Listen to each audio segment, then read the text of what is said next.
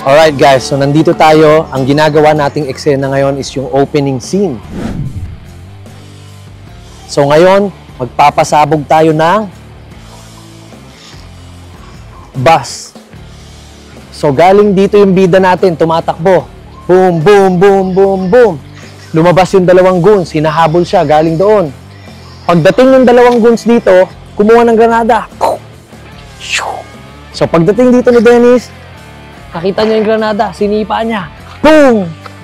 Boom! Bumalik ngayon yung granada doon. Sabi ng dalawang goons, puk, puk, puk. Oh! Boom! So ngayon, yun ang gagawin natin eksena. Pasasabugin natin itong malaking bus na to. Hello everyone! Dito na naman tayo sa set ng ating bagong show.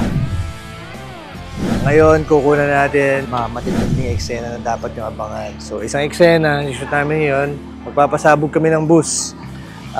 Medyo matagal yung preparasyon kasi delikado itong eksena na to, kaya tara, samahan nyo kami.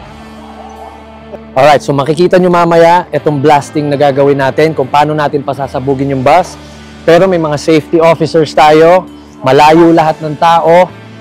Tapos, safe natin gagawin to, walang tao dito mamaya. And then on cue, boom, sasabog na itong bus.